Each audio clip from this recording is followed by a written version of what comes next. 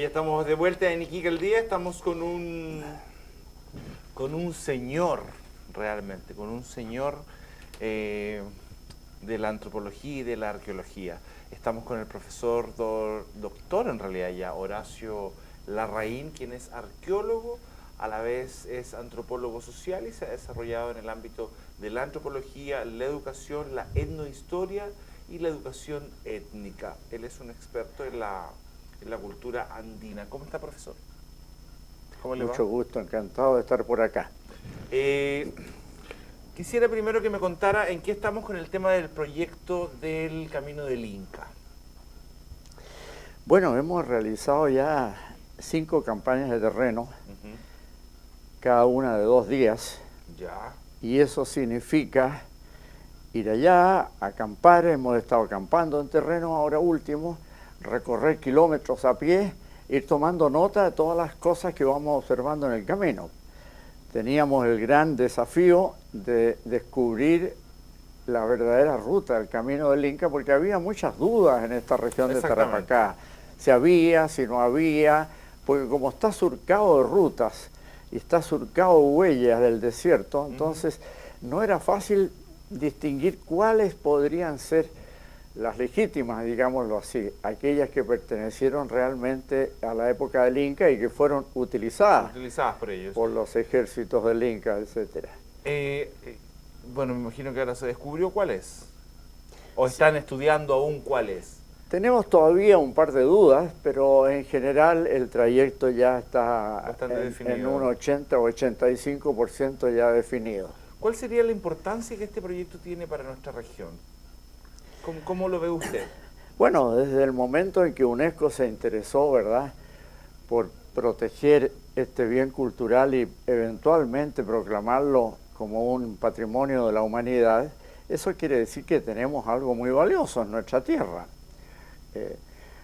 Cuando uno lee las crónicas y cuentan las crónicas que había un camino, los llanos, un camino por donde bajó Tupac Yupanqui, Huayna Cápac, y luego los españoles durante muchísimas expediciones, entonces es evidente que el encontrarlo y el buscarlo significa hallar también una serie de rasgos culturales, digamos, que vamos a ir viendo. Bastante rescatables y muy interesantes, yo creo que la población los vaya conociendo en la actualidad. Es muy interesante porque, a diferencia de otras huellas, esta tiene ciertas particularidades que nos han llamado profundamente la atención y que marcan una diferencia. Es decir, a ver, ¿cuáles sería? Ahí tenemos en bueno, la pantalla... ahí tenemos un tramo del camino, eso está cerca de Suca, cerca del pueblo de Suca.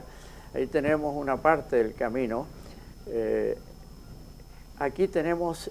Esto es muy interesante porque nos hemos encontrado con esa foto que estamos mostrando ahí en este momento.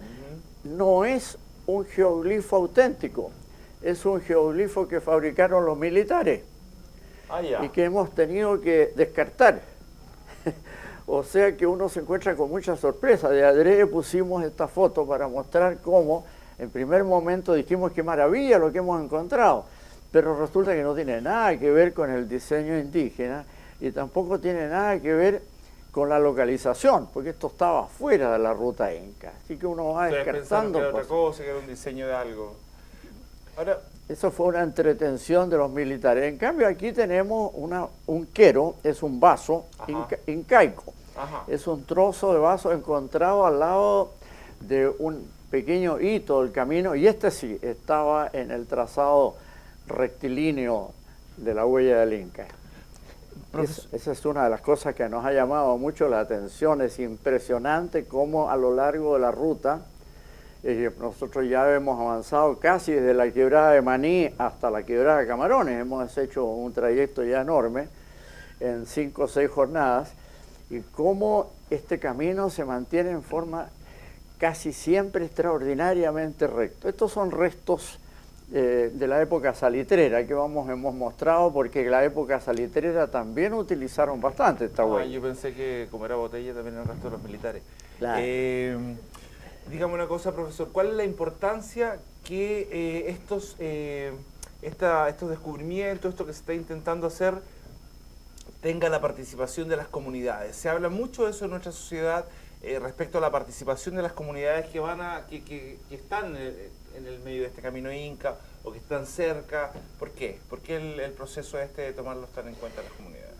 Usted sabe que las comunidades en este momento están en un proceso de apropiación de sus bienes culturales, están rescatando su cultura, sus tradiciones, ¿verdad?, su patrimonio. El mundo entero está en ese... Y el poder darles esto ha sido extraordinario. Le voy a contar un ejemplo para que se forme una idea.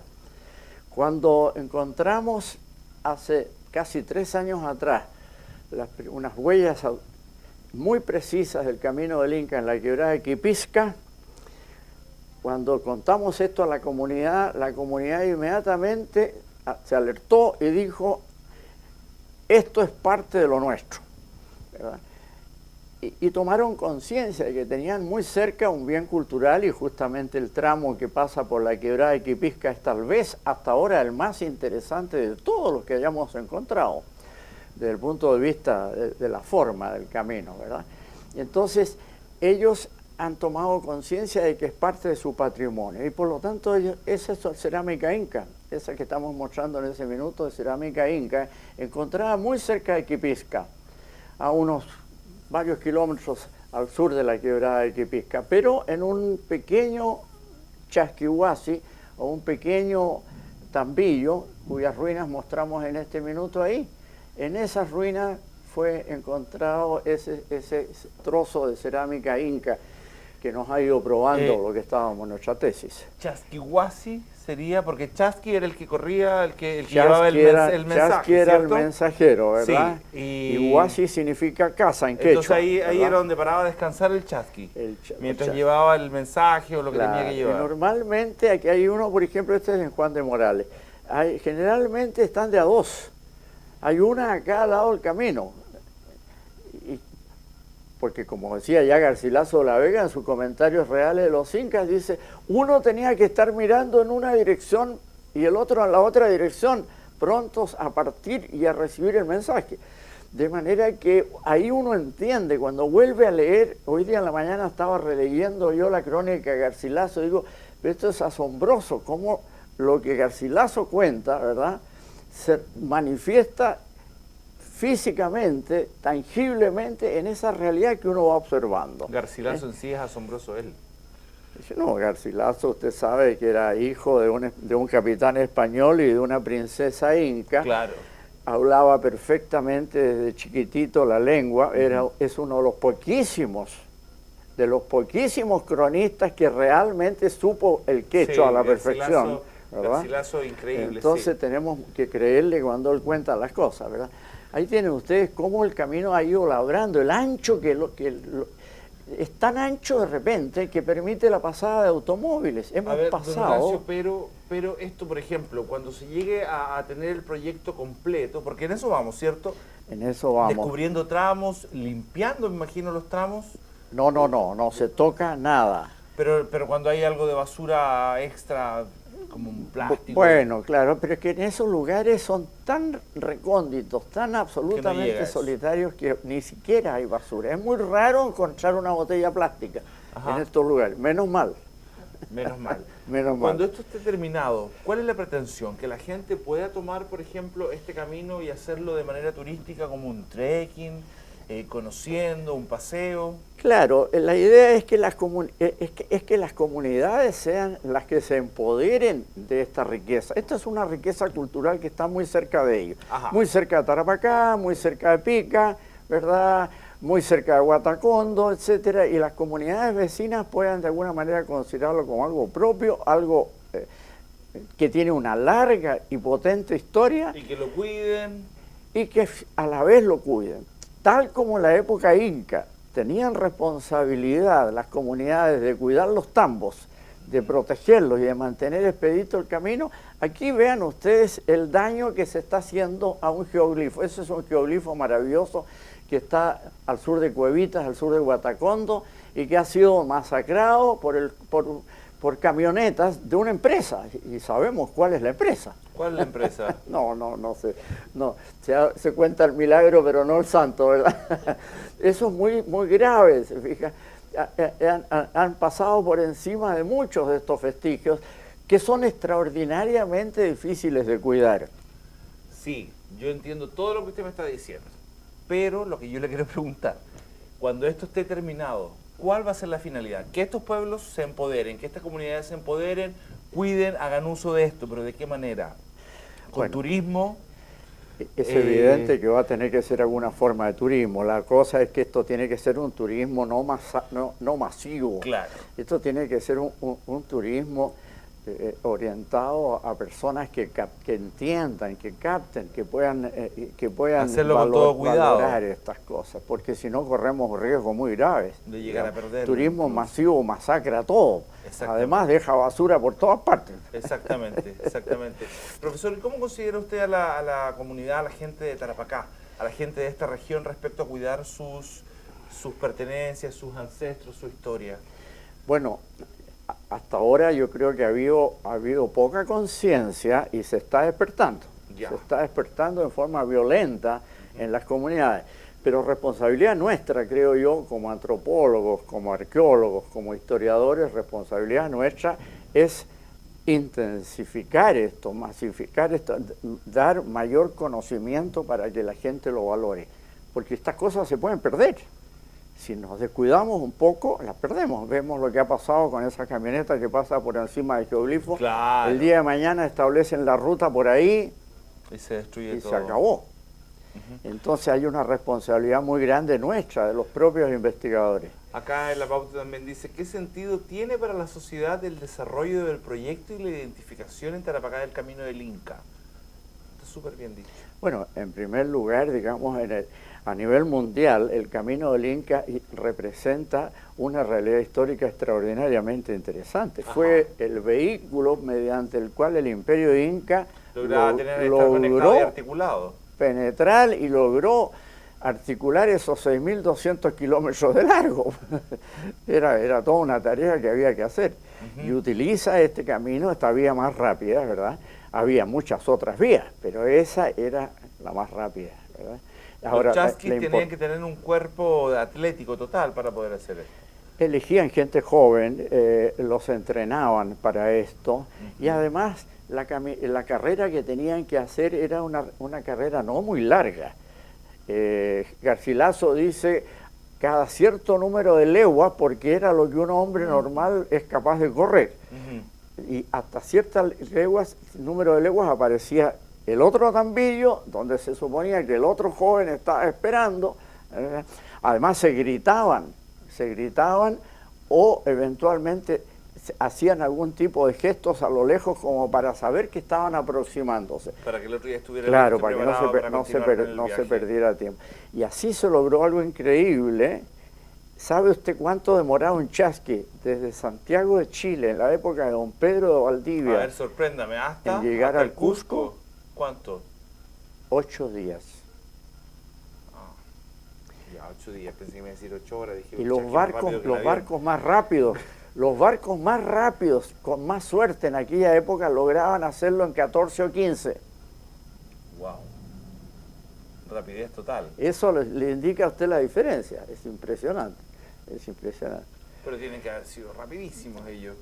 Claro, tenían que estar corriendo. Y por eso se explica la presencia de esas casitas, de esos tambos. Claro. Porque si no, no se explicaría. Ajá. En todo caso, creo, no sé cuál será su opinión, que nuestro país es bastante poco amante de nuestros ancestros y la cultura. Creo que hay otros países que cuidan muchísimo más todo esto, todas estas riquezas culturales que tiene nuestro país. Creo que falta bastante educar al pueblo.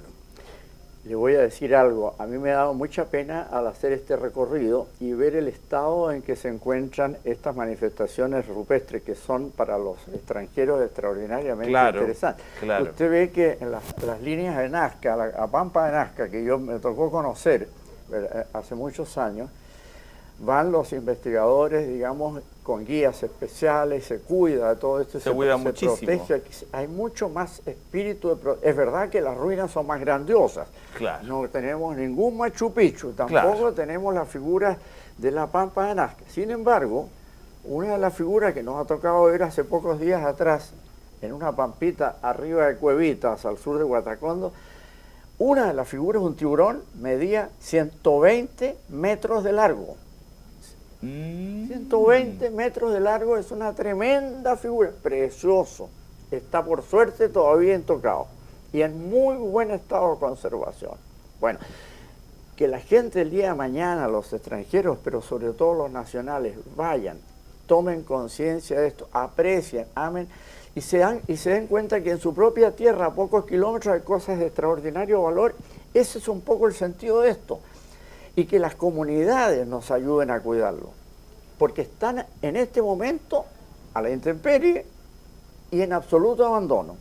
Pequeños letreritos que dice por ahí, qué sé yo, Patrimonio Nacional, Ley de Monumentos Nacionales, 17.288, protege esta cosa, pero está ahí a la buena de Dios. Exactamente. Tenemos que buscar maneras de cuidar, tenemos que buscar maneras de proteger esto y tenemos que incentivar a la gente que vaya con un cuidado muy especial, con un cariño muy especial. Doctor, usted tiene una página, ¿no? Un blog. Un blog. Dice eco-antropología.blogspot.com. Claro. Sí, ahí claro. se puede leer. Por eco ya guión medio antropología, ya uno ya puede entrar ya. Ahí yo muestro muchas de estas maravillas que estamos en el pasado y que seguimos descubriendo en la actualidad. Ok. Doctor, gracias por haber venido. Creo que su información fue realmente valiosa, muy interesante. Muchísimas gracias a ustedes por habernos invitado y esperemos que la gente valore este esfuerzo y que las comunidades, sobre todo, que nos escuchan, las comunidades alrededor de la Pampa Alta Marúa. ¿No han tenido comunidades que se oponen? ¿No ha habido ninguna que dice, no quiero porque van a llegar los turistas? Formalmente no, hemos tenido algunas dificultades con la mayor parte de los grupos que hemos contactado, la mayor parte de los grupos, sobre todo en el norte, ya también en Guatacondo, están absolutamente de acuerdo porque se han dado cuenta que nuestro objetivo es noble y es proteger y ayudarlos a ellos mismos a proteger sus propios bienes patrimoniales. Ok. Profesor, gracias por haber venido. Encantado. Un gusto tenerlo acá. Igualmente, muy amable. Nosotros vamos a un corte y volvemos de inmediato en Iquique al Día.